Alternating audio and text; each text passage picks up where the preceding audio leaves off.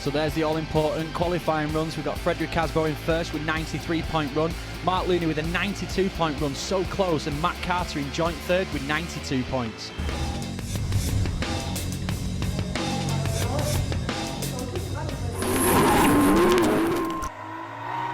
So into the final we go. We see Fredric Aasbo in the GT86 against Team Japspeed driver Paul Smith.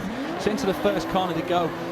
We did see Fredric Aasbo put foot to the floor all the way from the start line there. That caught Paul Smith snoozing a little bit, but obviously the judges did say that they had to drive to that drag cone and then it was hell for leather. But Fredric Aasbo did put his foot down from the start, creating that huge gap, but Paul Smith stuck to the lines. That gave a little bit of an advantage there to Paul Smith because Fredric Aasbo did drag all the way from the line. So he's going to go into battle number 2. Obviously Paul Smith has the slight advantage going into this battle.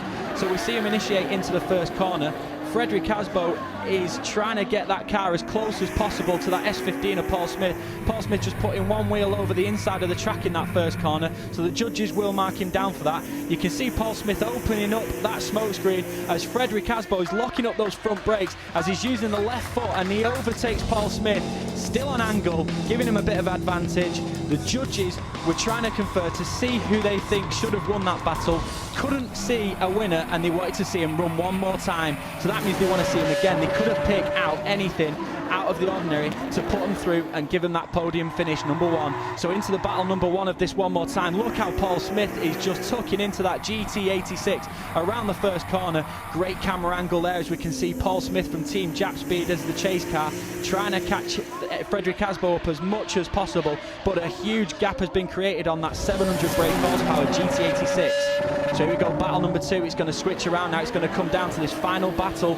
Paul Smith into the first corner, smoking up those Maxxis tyres, but Fredric Aasbo is not phased from that smoke as that GT86 is planted onto the back of that Nissan S15. Look how close they are around this final corner.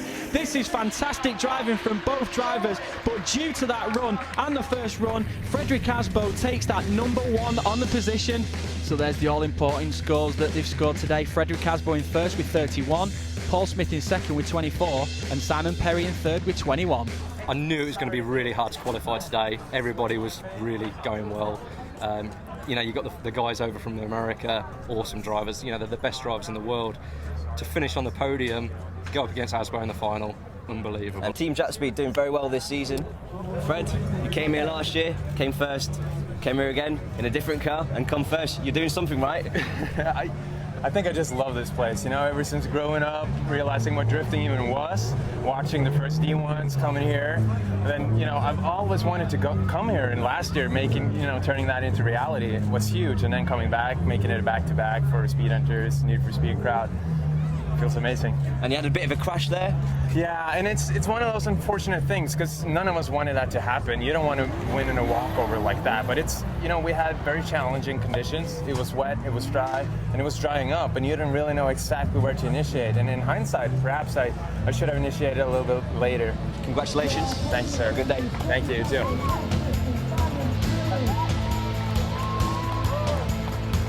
What a great day we've had here.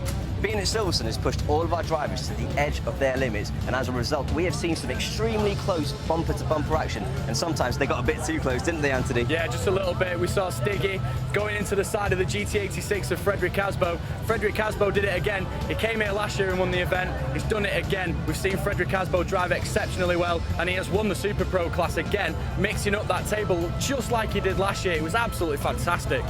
Go hard or go home.